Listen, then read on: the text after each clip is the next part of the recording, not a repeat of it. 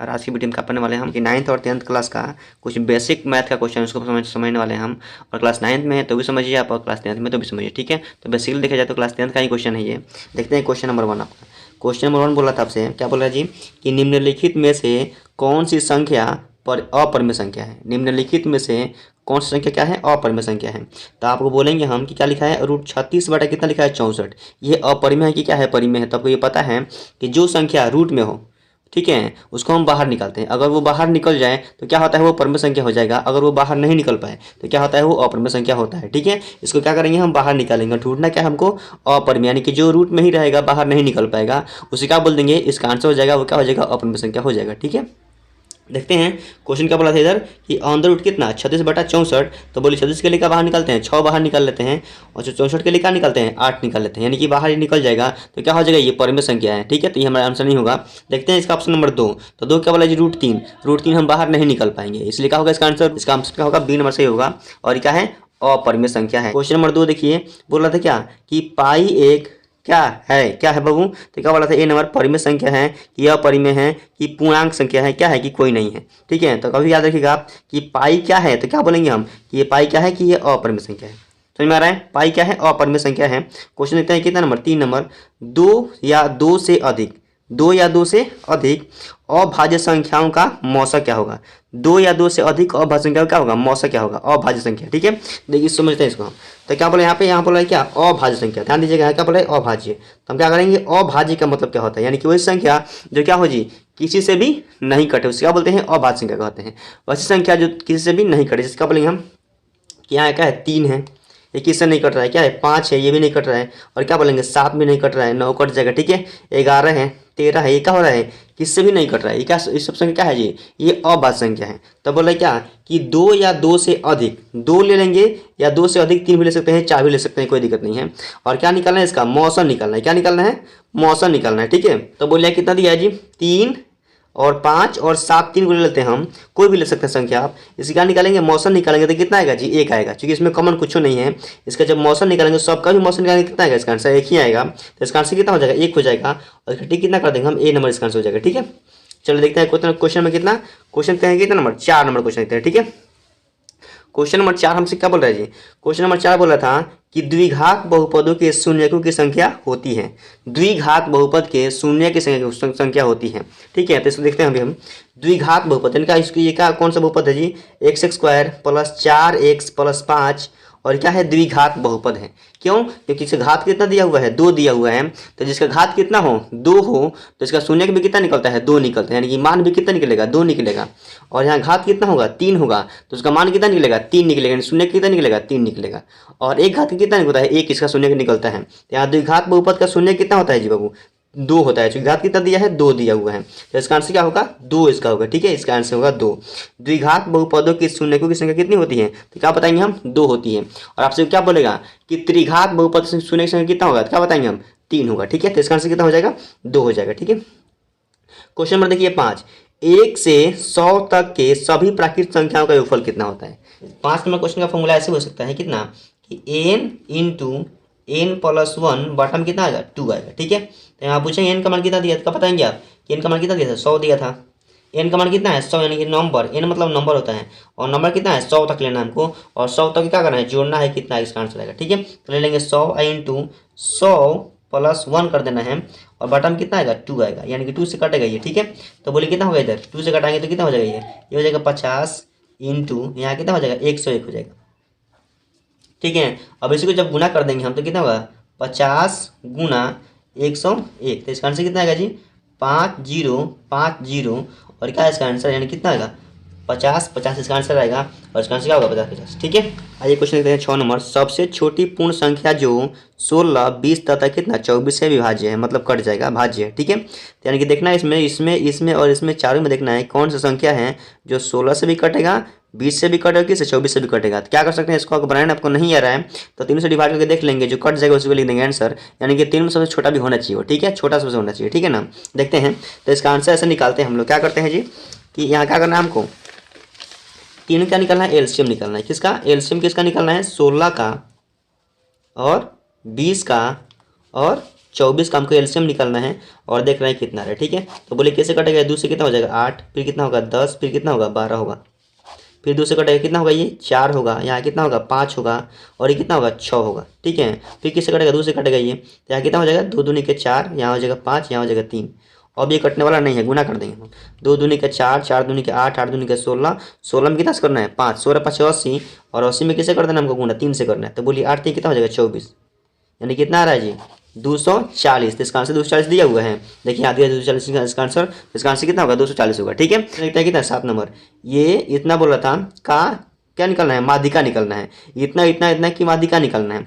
तो माध्यिका के लिए फॉर्मूला क्या होता है जी, जो भी आंकड़ा दिया रहेगा क्या करेंगे हम, जो भी आंकड़ा दिया रहेगा उसको लिखेंगे किसमें हम आरोही क्रम में लिखेंगे, यानी कि बढ़ते क्रम में लिख देंगे, ठीक है। पहले छोटा फिर बड़ा बड़ा कर लिख देंगे हम, और फिर छांट देंगे। इसका आंसर क्या हो जाएगा, बीच वाला मिलेगा 100, 1 2 3 4 5 6 7 को दिया हो, ठीक है। हम लिख देंगे इसको बढ़ते क्रम में 1 2 3 4 5 6 7, 3 को यहाँ छाड़ दीजिए, 3 को यहाँ छाड़ दीजिए, तो बीच में कितना बचेगा 4। तो इसका आंसर कितना हो जाएगा 4 हो जाएगा, ठीक है। तो क्या कर देंगे हम 4 पर टिक मार लेंगे, ठीक है। 8 नंबर क्वेश्चन क्या बोला जी, असंभव घटना की प्रायिकता होती है, असंभव घटना। तो असंभव घटना की प्रायिकता बोलेंगे क्या बोलेंगे हम 0, इसका आंसर होता है कितना होता है 0 होता है, ठीक है। तो कभी भी असंभव घटना की प्रायिकता बोलेगा क्या बोलेंगे हम 0 मार देंगे। क्वेश्चन कितना नंबर बोल रहा है हमको, क्वेश्चन नंबर कितना बोल रहा है 9 नंबर क्वेश्चन बोल रहा है कि 6 सेंटीमीटर भुजा वाले घन में से 2 सेंटीमीटर भुजा वाले कितने घन बनाए जा सकते हैं। यानी कि 6 सेंटीमीटर भुजा वाले में घन में से 2 सेंटीमीटर भुजा वाला छोटा छोटा घन कितना बन सकता है। यानी क्या करेंगे हम कि 6 सेंटीमीटर भुजा वाला क्या करेंगे हम घन का आयतन निकालेंगे, और 2 सेंटीमीटर भुजा वाला घन का आयतन निकालेंगे, और इसका आयतन में इसका आयतन से हम डिवाइड करेंगे, तो इसका आंसर क्या हो जाएगा आ जाएगा, ठीक है। देखते हैं इसको हम यहाँ बनाते हैं, ठीक है। तो वो लिखा है 6 सेंटीमीटर भुजा वाला घन, इसका आयतन निकालेंगे हम। तो पूछेंगे घन का आयतन कितना होगा, क्या बताएंगे आप, घन का आयतन क्या होता है जी भुजा क्यू होता है। तो क्या लिख देंगे हम भुजा क्यू, यानी कि 6 सेंटीमीटर क्या कर देंगे क्यू कर देंगे हम, 6 सेंटीमीटर का होल क्यू, और नीचे का दिया है 2 सेंटीमीटर दिया है, तो 2 सेंटीमीटर क्या हो जाएगा होल क्यू हो जाएगा इसका भी। 3 बार लिखेंगे क्यू मतलब कितना होता है 3 बार होता है, तो लिखेंगे 6 गुना 6, और क्या है सेंटीमीटर भी आएगा, यहाँ लिखेंगे 2 गुना 2 आएगा, ठीक है। सेंटीमीटर लिख लीजिएगा और काटाएंगे इसको हम, तो 2 एकम 2, 2 3 6 हो जाएगा, ठीक है। या फिर कितना होगा 2 एकम 2, 2 3 6 हो जाएगा, ठीक है। 2 एकम 2, 2 3 हो जाएगा 6, और क्या करेंगे नीचे कुछ नहीं बचेगा, लेकिन ऊपर जो 3 3 9, 9 3 27 बच रहा है, तो कितना बार में कट जाएगा 27 बार में, यानी कि कब बनेगा जी छोटा छोटा कितना घन बनेगा 27 घन बनेगा। और इसमें ऑप्शन ढूंढने में कितना दिया है, तो देखिए दिया है 27, देखिए दिया है डी नंबर में, किसमें दिया है डी नंबर में दिया हुआ है, तो इसका आंसर कितना होगा डी नंबर हो जाएगा, ठीक है। क्वेश्चन नंबर कितना था ये, क्वेश्चन नंबर कितना था 9 नंबर क्वेश्चन था, ठीक है ना। अब क्वेश्चन नंबर कितना देखते हैं, क्वेश्चन नंबर देखते हैं 10 नंबर, ठीक है। चलिए क्वेश्चन कितना है 10 नंबर क्वेश्चन देखते हैं। बोला क्या कि 64 पाई सेंटीमीटर स्क्वायर क्षेत्रफल वाले वृत्त क्या निकालना है, व्यास याद कीजिए। तो क्या निकालना हमको, इसका व्यास निकालना है, ठीक है ना। कैसे निकालेंगे इसको हम, तो क्षेत्रफल कितना दिया है जी 64 पाई सेंटीमीटर स्क्वायर दिया हुआ है, तो क्या लिखेंगे हम कि वृत्त का क्षेत्रफल क्या दिया है, वृत्त दिया है ना जी, तो वृत्त का क्या लिखेंगे क्षेत्रफल दिया हुआ है, तो क्या लिखेंगे कि वृत्त का क्षेत्रफल क्या होता है जी पाई आर स्क्वायर होता है, और कितना दिया है 64 पाई सेंटीमीटर स्क्वायर दिया हुआ है, ठीक है ना जी। तो बोलिए पाई से क्या हो जाएगा, पाई कट जाएगा यहाँ पे, क्षेत्रफल के बराबर क्षेत्रफल रखेंगे ना जी हम, क्षेत्रफल ये फार्मूला होता है, ये फार्मूला दिया इतना दिया हुआ है क्षेत्रफल, दोनों क्या होगा बराबर होगा, तो पाई और पाई क्या हो जाएगा कट जाएगा, तो क्या हो जाएगा आर स्क्वायर बराबर कितना हो जाएगा 64 सेंटीमीटर स्क्वायर हो जाएगा, ठीक है। आर का मान निकालने पर क्या हो जाएगा रूट में बन जाएगा 64, इधर 64 क्या आ जाएगा रूट में आ जाएगा सेंटीमीटर स्क्वायर हो जाएगा। तो बोलिए 64 के लिए कब निकालना है 8 निकालते हैं, और क्या होगा सेंटीमीटर में आएगा, तो बोलिए आर कितना आ गया 8 सेंटीमीटर, आर कितना आ गया 8 सेंटीमीटर।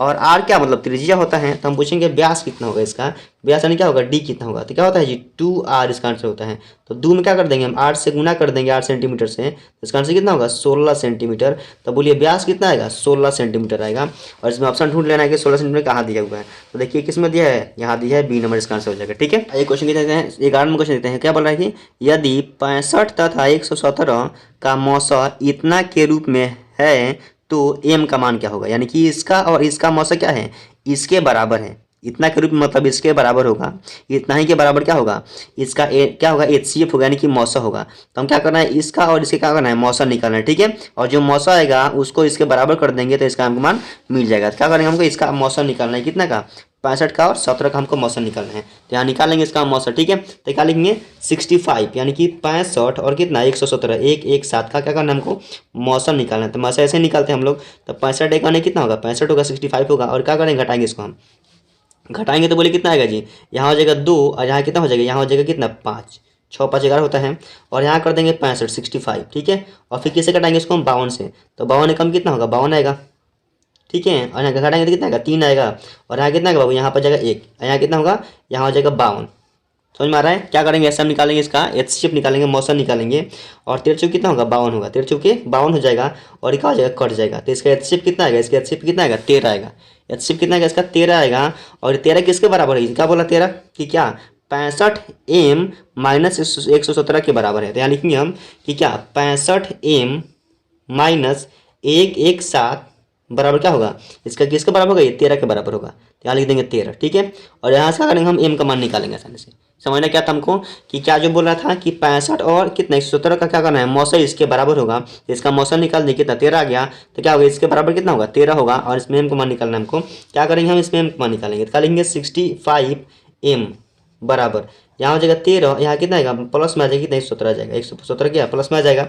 अब क्या करेंगे दोनों को जोड़ेंगे हम, तो कितना आ जाएगा 65 m बराबर, अब दोनों को जोड़ेंगे तो कितना हो जाएगा जी 7 3 कितना होता है 10, यहाँ कितना एक दो कितना 3 हो जाएगा, यहाँ हो जाएगा 1, ठीक है ना जी। यानी कितना 130 हो जाएगा। अब क्या करना हमको m का मान निकालना है, तो यहाँ हो जाएगा 130। अब बटा में कितना आ जाएगा इधर से, यहाँ आ जाएगा कितना 65 आ जाएगा 65, गुना में था तो बटा में जाएगा, कटाएंगे इसको तो बोले कितना होगा m का मान कितना आ जाएगा 2 बार में कट जाएगा, ये कितना मान कट जाएगा 2 बार में कट जाएगा। तो बोले m का मान कितना हो जाएगा 2 हो जाएगा। तो हमको देखना है कि इसका आंसर 2 किस कहाँ दिया हुआ है। तो यहाँ इसका आंसर कितना दिया है 2 दिया है, बी नंबर इसका आंसर हो जाएगा बी, ठीक है। क्वेश्चन क्या देखते हैं, क्वेश्चन देखते हैं कितना 12 नंबर। बोला क्या कि 0 से 50 तक के बीच की विषम संख्याओं की संख्या कितनी होगी। 0 से 50 तक संख्या जो लेंगे हम उसमें कितना संख्या होगा, ये 2 ही संख्या होगा। कौन होगा, एक सम संख्या होगा एक विषम संख्या होगा। तो हमको देखना है कि सम और विषम कितना कितना होगा, यानी खाली किसको देखना है विषम को देखना है कि विषम बताना है कितना होगा।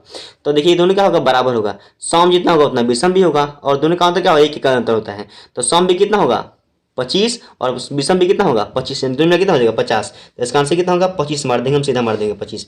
यहीं पे बोलेगा कि 0 से 50 तक के बीच की सम संख्या का योगफल कितना, क्या बोलेंगे हम 25 होगा, ठीक है। क्वेश्चन कितना है 13 नंबर क्वेश्चन देखते हैं। एक्स स्क्वायर माइनस 2 का मूल है, एक्स स्क्वायर माइनस 2 का क्या निकालना है, मूल निकालना है। मूल मतलब क्या होता है शून्य का निकालना है, यानी क्या निकालना है इसका मान निकालना है। इसका मान कैसे निकालेंगे, यहाँ लिखते हैं इसको हम, ठीक है।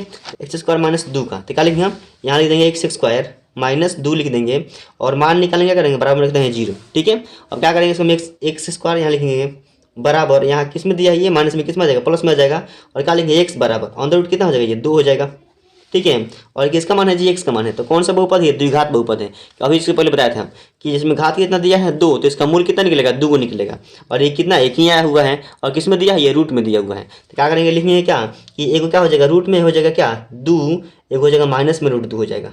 इसका 2 का आंसर होगा, क्या होगा एक प्लस में रूट 2 होगा, एक क्या होगा माइनस में रूट 2 होगा। और एक क्या इसका एक्स का मान है, एक्स का मान कितना मिलेगा 2 को मिलेगा। क्यों, क्योंकि द्विघात बहुपद है ये। एक रूट 2 क्या होगा प्लस में होगा, एक रूट 2 क्या होगा माइनस में होगा। तो यहाँ इसका ऑप्शन मिला देना आपको कि रूट 2 प्लस में और माइनस में कहाँ दिया हुआ है। देखिए यहाँ से कितना होगा बी नंबर हो जाएगा, एक माइनस में रूट 2 दिया एक प्लस में रूट दिया। देखिए ठीक है। क्वेश्चन कितना देते हैं 14 नंबर क्वेश्चन देखते हैं। 3 4 0 3 3 4 5 का क्या निकालना है, बहुलक निकालना है। इसका बहुलक मतलब क्या होता है, जो सबसे ज्यादा बार आएगा उसको क्या बोलते हैं बहुलक बोलते हैं। सबसे ज्यादा बार कितना बार है 3 है, इसमें सबसे ज्यादा बार आया है, इसका आंसर क्या हो जाएगा 3 हो जाएगा, ठीक है। वो कितना बार आएगा उसका मतलब नहीं, लेकिन सबसे ज्यादा बार क्या आ रहा है उसको लिखते हैं बहुलक, ठीक है। अब क्वेश्चन क्या लिखते हैं 15 नंबर। प्रथम 5 सम संख्याओं का क्या निकालना है, मौसा निकालना है। प्रथम 5 सम संख्याओं का मौसा कितना होगा बताएंगे अभी हम। तो इसके पहले जाना पड़ेगा कि सम संख्या क्या होता है। यानी कोई संख्या जो क्या हो 2 से कट जाए इसका बोलते हैं सम संख्या बोलते हैं। और प्रथम मतलब क्या होता है जो शुरू से लेना है हमको। तो शुरू से एक क्या होता है सम संख्या होता है, नहीं होता है 2 होता है, 2 से लेना है। 2 के बाद क्या होगा 4 होगा, ऐसे लेना है, ठीक है। तो क्या करेंगे 2 हमको लेना है, 2 के बाद 4 लेना है, 4 के बाद क्या लेना है 6 8 और क्या लेना है 10, यानी कि 5 हो गया 1 2 3 4 5 लेना है। और क्या करना है जी इसका क्या निकालना है माध्य निकालना है। देखिए क्वेश्चन में प्रथम 5 सम संख्या क्या निकालना है माध्य निकालना है। और माध्य का फॉर्मूला क्या होता है आंकड़ों का योग बटा आंकड़ों की संख्या होता है, ठीक है। तो आंकड़ों का सबको जोड़ेंगे और जितना है उतना से भाग देना है। सबको जोड़ेंगे क्या लिखेंगे 2 प्लस कितना 4 प्लस 6 प्लस 10, 8 छोड़ दिया 8 होगा, प्लस में कितना होगा 10 होगा। और बटन में कितना आएगा 5, क्योंकि 5 गो है 1 2 3 4 5 गो है। और क्या करेंगे इसको हम जोड़ेंगे तो बोले कितना होगा ये 10 8 2 10 10 कितना होगा 30 होगा ये। और 30 के बटन में कितना आएगा 5 आएगा, और कटाएंगे तो कितना आएगा 6 आएगा ये।